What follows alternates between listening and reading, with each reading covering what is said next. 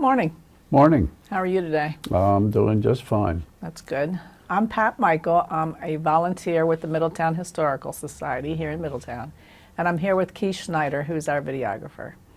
And the Historical Society is doing these videos to try and, from your memories and experiences, document the history of the town of Middletown from the 1900s through today. We'll get started, and the first question is, what is your name and when and where were you born? My name is Ted Whitlock. I grew up as Teddy and still get called that by people who grew up with me. I was born here in Middletown on East Main Street, and I lived here up through my early 20s, and when I got married when I was about 26 in 1970, my wife and I lived in Newcastle. She was a St. George's, Delaware City girl, so both of us being small town people, and at that time Newcastle was way too busy. Even though I knew Wilmington quite well and around just from being single and having gone to high school at Salesianum, I knew the city. But we decided, no, let's kind of move into something, the small town, so we ended up in Middletown. At the time, Richard Nixon was the president, and inflation was really going wild, and he put a hold on new building. So those builders who could hang on until see their way through it, they would not build any new construction. So we had to look to the secondary market, and the house on East Park Place was owned by a professor of agriculture in Delaware, and he was evidently moving to Indiana with a similar job. So his house came up on the market. And I got to know about it because my brother lives right next door. So that's where we bought the home. We had one child, Lisa, and so we moved to Middletown in about this time in 1972. Okay. So I'm back home, and it was small then. So were you born at home? You said you were No, born? I was born in Wilmington. Oh, okay. Yeah. A number of people have said that they were actually born at home. Yeah, I guess you kind of say that simply because this is where you're raised, but no, I was they born, were actually born at yeah. their house. I know that's not unusual Yeah. back then. Yeah. Okay. How did your larger family come to live here?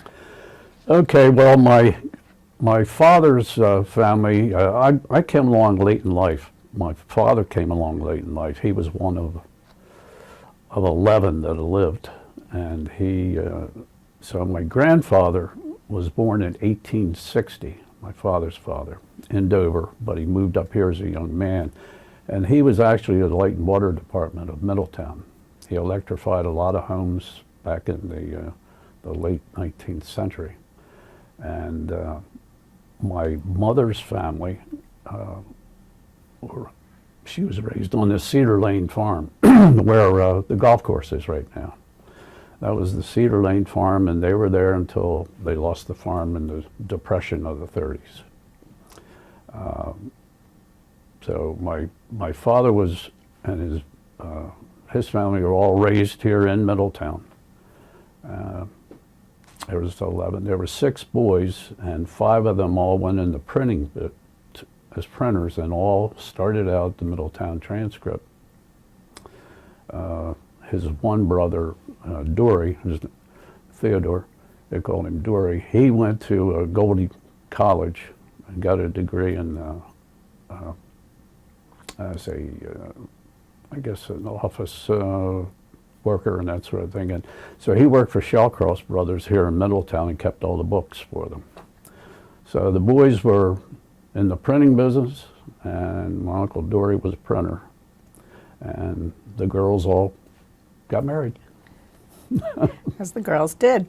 Yeah, that was on my father's side. My mother my mother, they were all raised on the farm out there on Cedar Lane, and there was 2 girls and 7 boys. Yeah, big families. And they were all there until they lost the farm.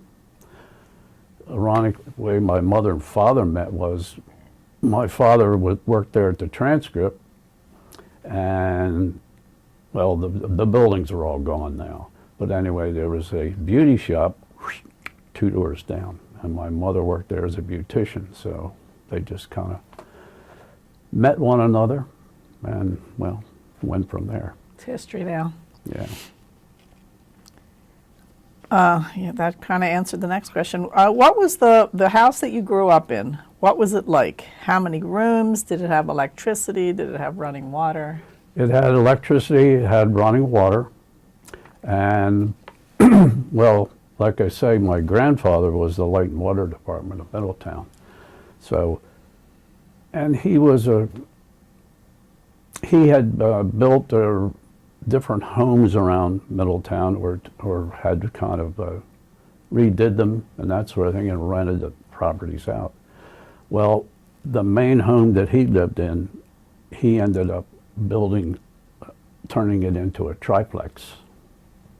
So you had 3 homes. Mm-hmm. Well, my mother and father bought the middle home when they got married.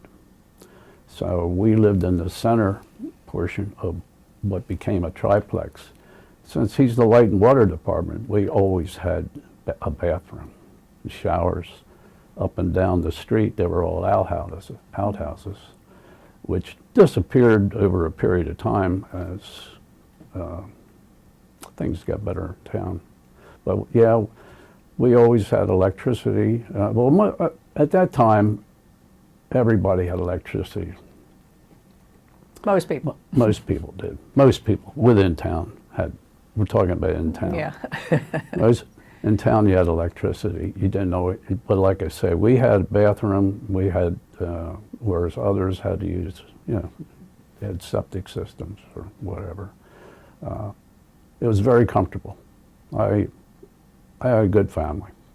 I had great parents, and the family was very close.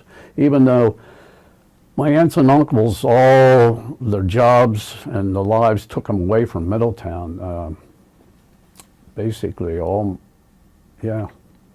my mother and father were the only 2 that remained in Middletown. Everybody else moved away. What is your earliest childhood memory? Oh. Good or bad? Oh, I would say, oh no, good. Yeah. I guess it was when my grandmother, my mother's mother, came to live with us. She came over from Ireland when she was a 12-year-old girl, and yeah, I don't know how old I was, but I guess it was like when it's time to drink milk out of a glass instead of out of a bottle. Why would I remember this? I can remember being out in the kitchen, and my mother was refusing to give me the bottle. She was putting me onto the glass, and I can remember my grandmother saying, "Ellen, if he wants the bottle, give him the bottle." I don't know why I remember something like that. That's funny, though. What kind of games did you play growing up? Oh, tag, kick the can.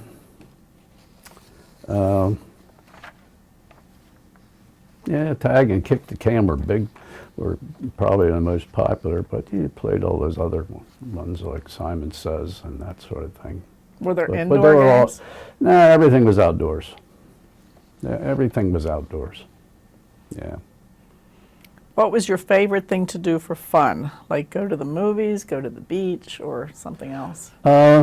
Probably play baseball or football with my friends, and go to the movies up at the Everett.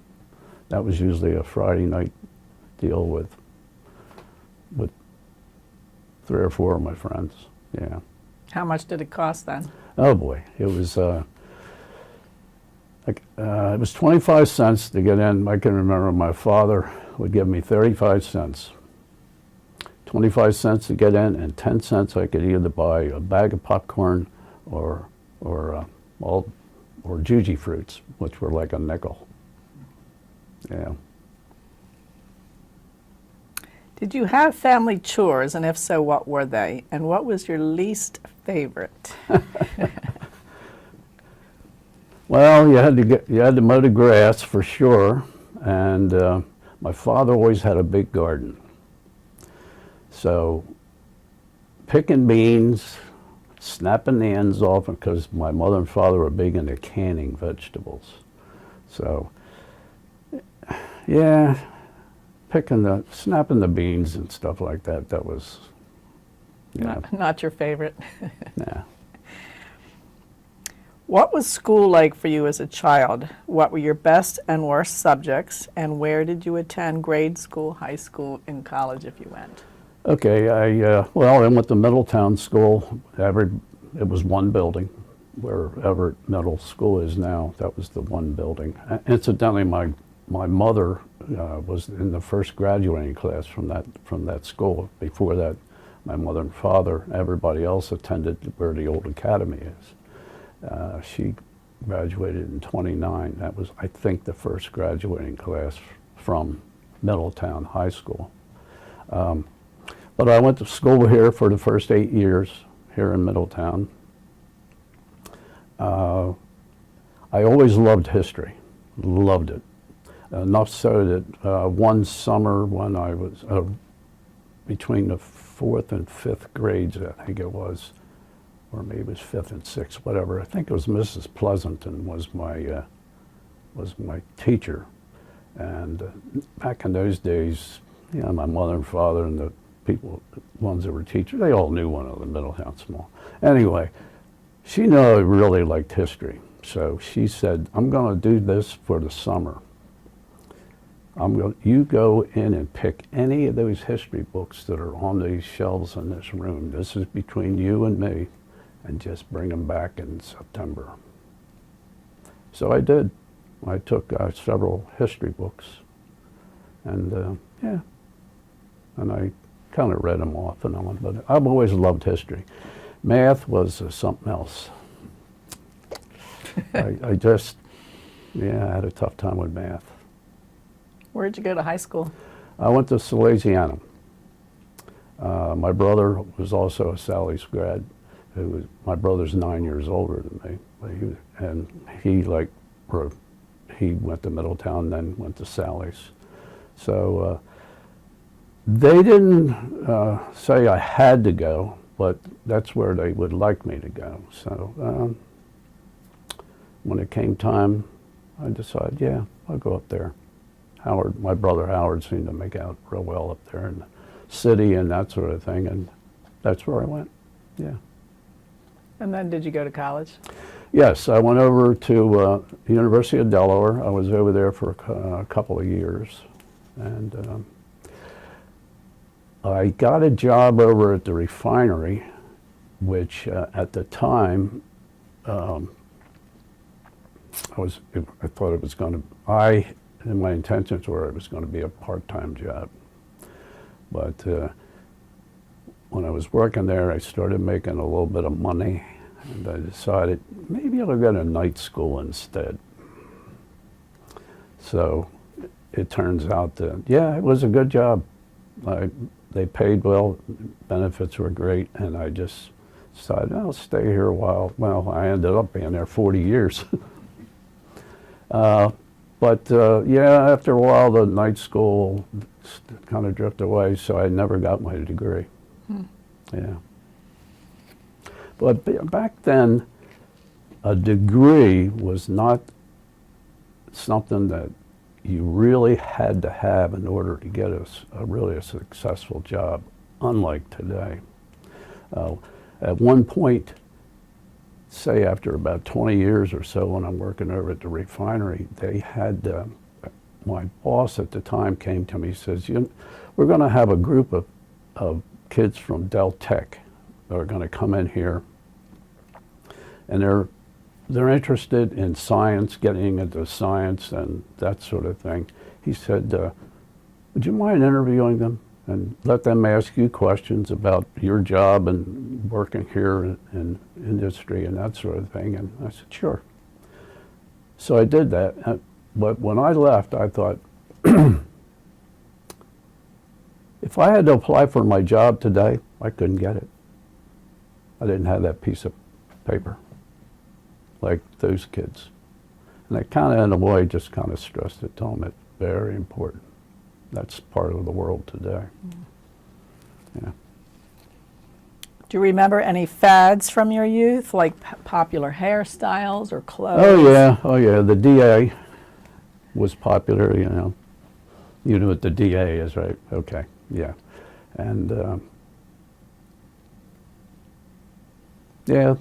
hairstyles were, that was a big deal. How about your clothes? Oh yeah, I'd have white bucks, white bucks shoes were popular, penny loafers, sneakers, of which you had a lot of choice, either white or black, and they had to be Keds. Keds. That was it. Yeah, you didn't have a whole lot of choices, but I like to dress well. I know one of my buddies would say, God, you know, you get your mother to starch your shirts, 'cause my dress shirt. He said, I'm lucky if I can get my mother to iron them. What were your favorite songs and music? Well, back then,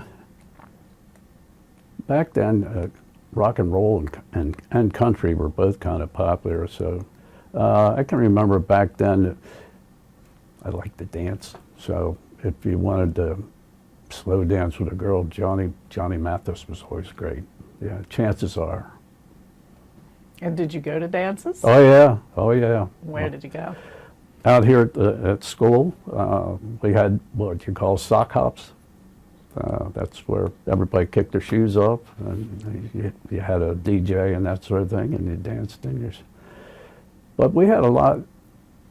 Friends would have dance parties in their own home, and that sort of thing. But mostly at the school. Also, as you got older, over at the old armory, they would hold dances there. But dances were quite frequent. Yeah, you could almost depend on, especially in the wintertime, where all there would be dancers around. Yeah, jitterbugging. Were you good at it? Not really. Enough to get along, enough to get by, I guess. Yeah, that's how you met girls, dancing. That's how I met my girlfriend today. My wife died 10 years ago, and my Joyce and I, that's how we more or less, and we danced. We liked going to dances. Did you have any pets, and if so, what kind, and what were their names? Oh yeah, my father and I were always into hunting. So by the time he was a coon hunter and a rabbit hunter and squirrel hunter and that sort of thing, but like as he when the war came, he had he no longer worked at the transcript. He was 39 years old, so that was they still drafted you. He worked in the defense plant up in Newcastle during the war, and when the war was over, he got a job in printing with there were a lot of different number of newspapers around Wilmington. He ended up working at the News Journal. So since he no longer was working here at in town, that was the end of coon hunting, because you did all that at night. So rabbit hunting was the big deal. So we had beagles, and he had back part of the house was where he had his garden, and he had a big dog pen. So we always had beagles. So rabbit hunting during the season and squirrel hunting, and I loved it. What was your religion growing up, and what church did you attend, if you did? I was raised baptized and confirmed here at St. Joseph's in Middletown, and I still go. Yeah, I'm quite involved with St. Joe. As a matter of fact, if you've heard of the St. Vincent de Paul Society, okay. Tell us about that, though. Okay, St. Vincent de Paul Society it's a worldwide Catholic organization that does crisis alleviation.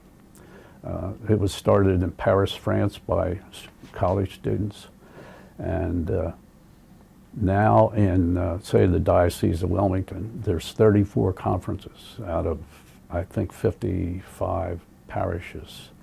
And what you do is you get the agreement from the pastor to be able to do your work in the parish, and you use the poor box money or any donations that come. It's all you use.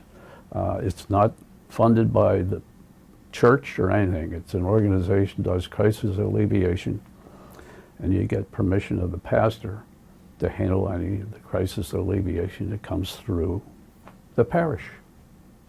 And my wife and I and Eleanor, we were charter members of this conference, and we've been doing it for 1979. We have about, well, at one time we had about 9 members. I think we have about 5 or 6 that are functioning members. I'm the treasurer. I've been through all the chairs, president.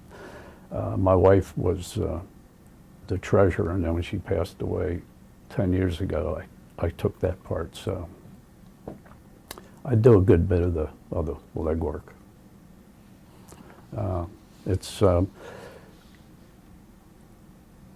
If you talk to anybody at the neighborhood, you're familiar with the neighborhood house? Mm-hmm. Okay. If you would ask them, they would say that we at St. Joe's are their biggest benefactor. We support them probably more so than any organization around here. So we people that come through St. Joe that call, we have a phone that's dedicated at St. Vincent. People call for help.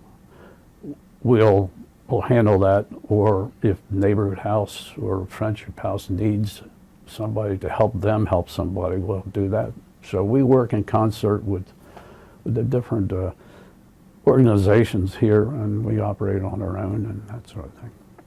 So we feel quite good about ourselves. As you should. Were you ever mentioned in the newspaper or other publication? No. Excuse me. Who were your friends when you were growing up? Well, actually, I'm going to see one of them this coming Sunday. Wayne Erickson was a good friend of mine. He lived across the street growing up, and eventually, when he was in 8th or 9th grade, I guess it is, they were originally from Wisconsin. The whole family moved back to Wisconsin. So over the years, he and I would keep track of one another. I'll be 82 next month. He's already 82. His brother, one of his brothers lives in Pennsylvania, just across the line. Wayne's coming in, his daughter's driving him in. So we're going to get together for golf on Sunday. Dave Price, who lives in Smyrna, he and I keep in contact with one another. We're still good friends. I'd say growing up, well, I see Kenny from time to time, and Jimmy Reynolds. They're ones I've known. Well, Eleanor. I've known Eleanor since we were little tots. So, yeah, probably of all of them, Eleanor and I are probably the closest. Yeah, and she, when Betty and I moved back here to town, she and Eleanor became fast friends. So the three of us have been, yeah. But yeah, Dave Price is probably all the ones that are still around. What world events had the most impact on you while you were growing up? And did any of them personally affect your family?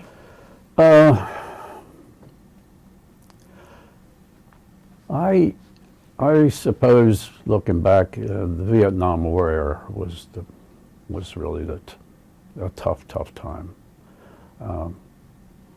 Did any of your family serve? Well, I was in the National Guard.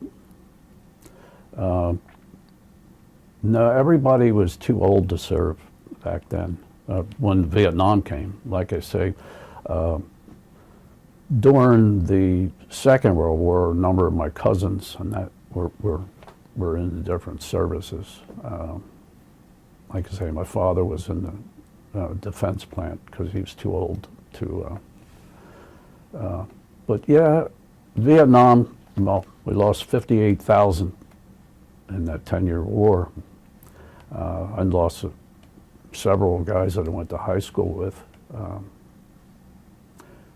Several ones in the National Guard lost there too. So yeah, I like to know my kids, when they ask about it, I said, the late 60s were tough because it was a lot of racial discrimination still. You had the Vietnam War. It was a tough time. We've come a long way, I feel, with assimilation. Now we're having problems with it. I don't want to go into that, but with assimilating other groups. Yeah, let's move on. How were holidays and like birthdays, Christmas, Easter celebrated in your family, and did you have family special traditions? Christmas naturally was always a good family time, and Thanksgiving as well. My aunt Alma, who lived next door, she lived in the original home that became a triplex. She was one of my father's sisters. She was big on birthdays. She was, every family has a historian that keeps track of everybody and birthdays and all that. Well, my Aunt Alma was that. So a lot of my cousins and all, we all had birthday parties, and she would have them at her house. So I remember, the birthday parties at Aunt Alma's. It was like, she insisted on it. Yeah, but yeah, Christmas was always fun. Did you have any special traditions that your family did for that? Nothing that really sticks out. It was just good family time. Yeah. How is the world different today from when it was like when you were a child? It's definitely a lot faster, that's for sure. And technology has really changed the way just daily life is anymore from when I grew up. My summers, I always look forward to, my father and his brothers had built a cabin. When I say it was a cabin that had no electricity. It had an outhouse. It was used strictly for fishing and all that sort of thing, and they built it down on Knoxontown Lake. So, not that my mother enjoyed it, but every summer, my father and his brothers, different ones, we would take 2 weeks out of the summer, and that's where we would live for 2 weeks. And my cousin, who was from Philadelphia, his family, it would be my father's, one of his sisters' children. They would come down and spend the whole summer at their place on Knoxontown Lake. So Dave, my cousin Dave Kirkpatrick, he was a couple of years older than me, but boy, those 2 weeks, they were fabulous out on that lake. He and I would just have fun. What do you know about your family's surname? Well,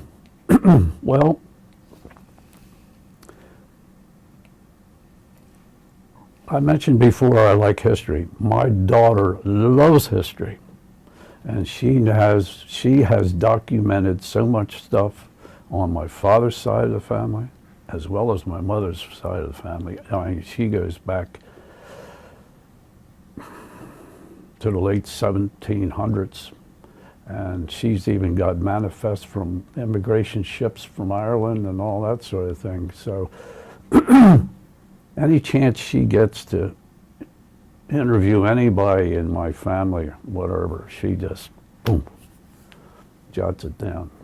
And So your name, Whitlock, they're it's from? English. It's English. It's English. They came over from England way back, not like my mother's family, who emigrated over here like in the 1880s. And my mother was the first generation Irish American, and she has brothers. Whereas on my father's side, they go way back further. Most of them are from either Sussex County or over in Cecil County, Maryland. That's where they settled. Yeah, that's where they settled. Is there a naming tradition in your family, such as always giving the firstborn son the name of his paternal grandfather? Yeah, that's, as Lisa, my daughter, has said, the name Theodore is threaded all back through the Whitlocks. That's my grandfather's name, one of my uncles. And Lisa says it seems to come in right through there, through the whole, over the years. Considering that we are celebrating the 250th anniversary of our country this year, what stories have come down to you about your parents, grandparents, more distant ancestors? So those ancestors on your father's side who came over really early, they were here during the Revolution? As far as I know, they were. Yes. Do you know their involvement in the Revolution? No. I personally, no. No. Like I say, my daughter might, but. Okay. Well, other than that, they fought in World War II. Did Yes. any of them fight in World War I?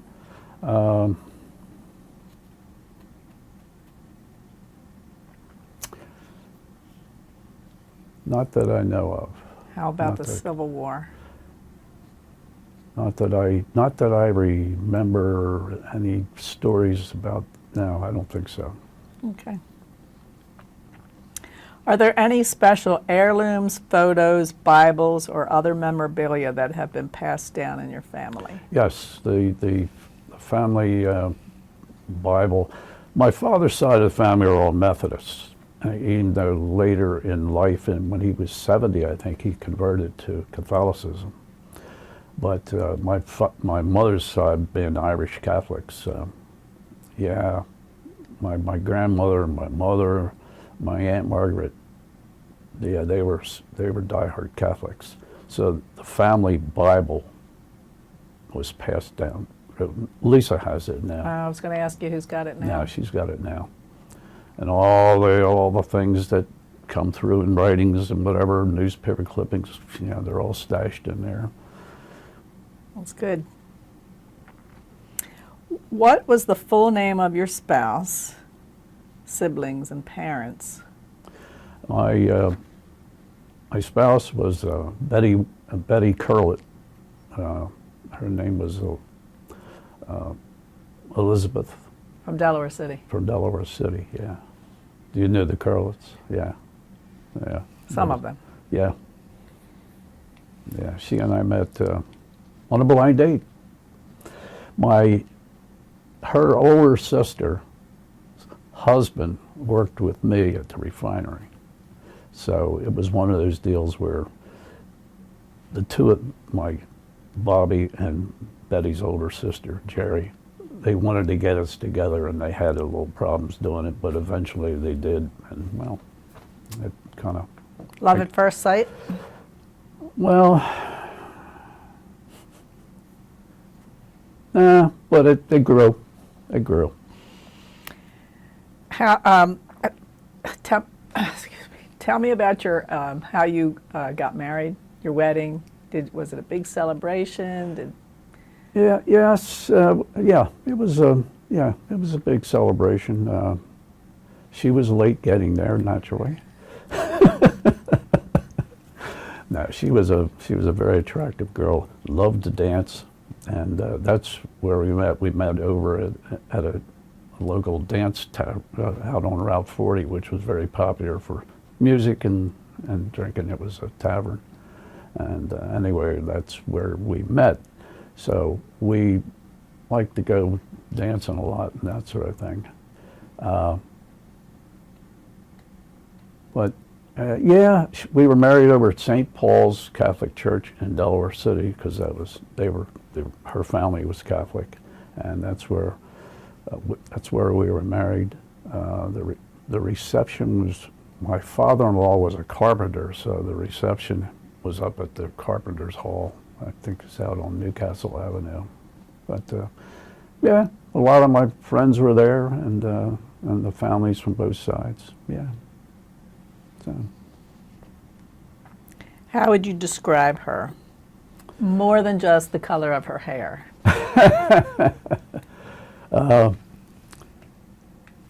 Betty had grit. I've been told that just after she passed away, that more than one person said, you know, she was very personable. She was very attractive. She was very personable. She got along with people. You didn't get anything over on her. She was the manager out here at Wilmington Trust for a number of years, and she got along very well with people. She could handle herself with people, and she was quick-witted and liked a good time.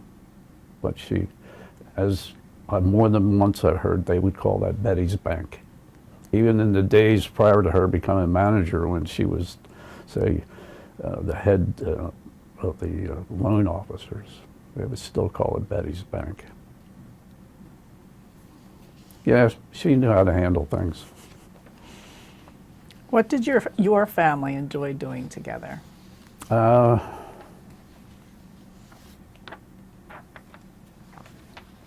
We were good. Everybody was very good at socializing. They just loved being together and having a good time.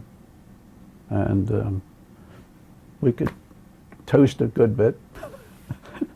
Yeah, we just enjoyed one another's company. On my father's side, my father and my uncle Preston, we were all hunters. We liked being together, but when the men, the women, we all got together, and we just enjoyed one another's company. In town? In town. Primarily. Yeah, right, in town, yeah. And you talked about your profession and how you chose it, so we'll, unless you want to say anything more about that. Did you regret years later not getting your degree and working at the refinery? Actually, there was times I thought, geez, maybe, but overall, looking back at it, no, I was happy with. I did well. I did well, and when I retired, I lived very comfortably. So, and I met a number of good people that I worked with. We had good relationships. Yeah, you had, naturally, when you're working together, and that's really, you have your tough times. But overall, no, I was very happy with where I was. What accomplishments were you the most proud? I guess my daughter's very successful, both professionally and family-wise and all. So I'm proud of that. That's worked out well for her. Betty and I had a relationship where we enjoyed traveling. We enjoyed one another's company. It seemed like we handled the tough times that come along in every marriage. We worked our way through them. And looking back on that, yeah, that's quite an accomplishment, I think, after being married 46 years and you work your way through it. Now the tough questions. How has the recent development in Middletown affected the area? Oh boy, woo! The traffic is just unbelievable. Yeah, I've seen it. I think when I grew up here, we had about 1,500 people. And up until, why I remember this is, I think it was in the late 80s, and Kenny was on the planning board. It was right before he became mayor. But anyway, I think Johnson Controls, the battery plant, was really about the only what you call manufacturing business in town. It was a residential farming community, and the concrete plant wanted to be built out there. Ooh, that didn't go over real well. I can remember we were at a meeting, I think at the school, I think it was where it was held. And in general, people weren't really happy that this is a residential community. We don't need that. And growing up, even through in my 20s and all that sort of thing, I used to refer to it as I'll drive to the fun and come back to the quiet. Because having gone to school in Wellington, I knew my way around. So, you know, you go to nightclubs up that way, or you go over here and this and that. Yeah, I used to call it driving to the noise, come back to the quiet. And then that's why Betty and I moved to Middletown, was to seek out the small town, the quiet, and then now? go to the noise. Well, now the noise has found us. Yeah, things have really changed big time. I got here at St. Joe. I've always been involved with things. I do a lot of, always have. My wife and I, Ellen, are the same way. We do a lot of volunteer work, and I get involved with all kinds of different things. I did a lot of umpiring with the Little League and that sort of thing, and different organizations. But it seems like, yeah, things have just really just gotten so fast, and it's quick. It's like it almost happened overnight. But one of the food runs, we put together a food run out here at St. Joe, and the pandemic brought that to an end because all our food sources went to the food bank. Not that it didn't get where it belonged, but we were a mom and pop business, and they put us out of business. Anyway, but as people came into the church, it was kind of a good way to get people involved, okay? Being the food delivery, maybe via or Vincent de Paul and that sort of thing.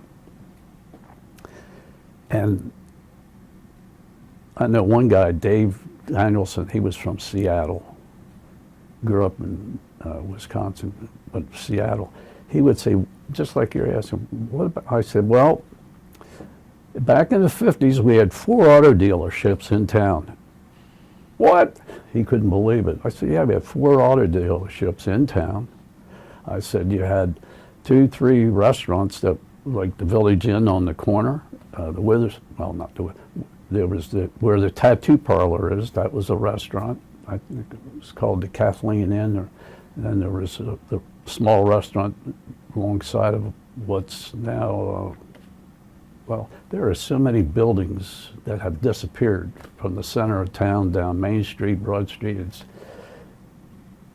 like across from the old firehouse. That was all homes along there. There was a sub shop. There was a restaurant. And when I name these things, I'd say, you know, you really didn't need to leave town, because you had men's shops, women's shops. It was a self-contained small village.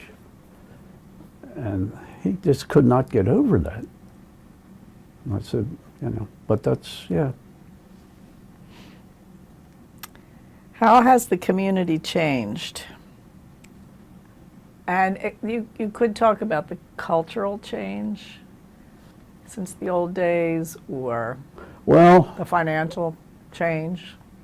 There's a lot more employment opportunities, for example, especially for young people.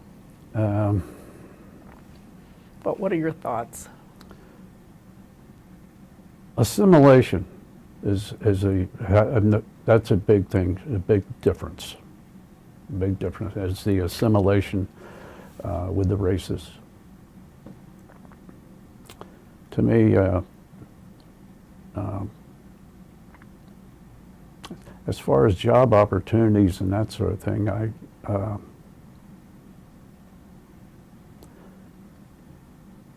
I guess I've been retired so long. I really, well, the business, it's so different. It's so different. It's a small city. And Is that good I'm in not, your I'm eyes? not sure, I think with Amazon, I guess, there's a lot of employment opportunities out there. But everything seems to be on a small scale, like with the fast food restaurants and stuff like that.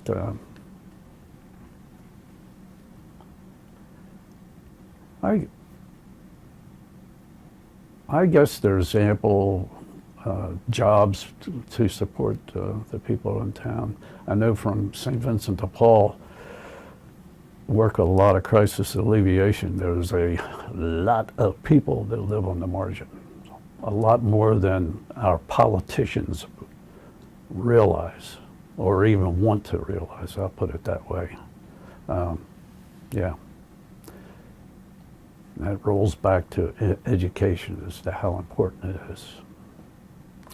I can't emphasize that, how important education is today. What do you want people to know the most about yourself, your family, their business, etc.? So you're leaving a message here. What do you want people to know about your family? That they were good, honest people that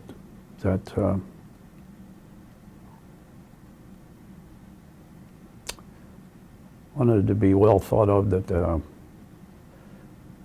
were there for one another. Yeah. What do you want people to know the most about Middletown's past? Middletown's past. Oh. Well,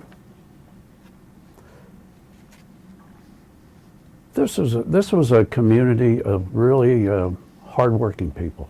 They really were. And I'd like to see the community that is as big as it is. And I would hope that those roots that have been sown here and seeds, so to speak, they would kind of help people today in their own lives. But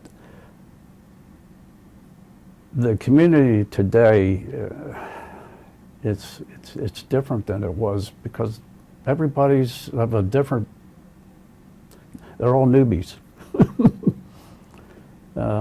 So it's become multicultural, the town, because people have come from so many different places that, I would hope that what little they can learn from we old homegrown people, that it would benefit them. Well, that's all the questions I have. Do you have anything you want to add or leave us with, or anything else you want to say? Well, like I say, I love history, and I pass that on to my daughter. Middletown's been a good community for me to grow up in, and I'm going to say it still is. As I live my elderly years, I've met a lot of new people that are good people, and they're bringing good things to the community. I will say that. Yeah. Granted, traffic is a problem. But I think every have person a- has said that. I have a feeling that'll be solved somewhere along the line.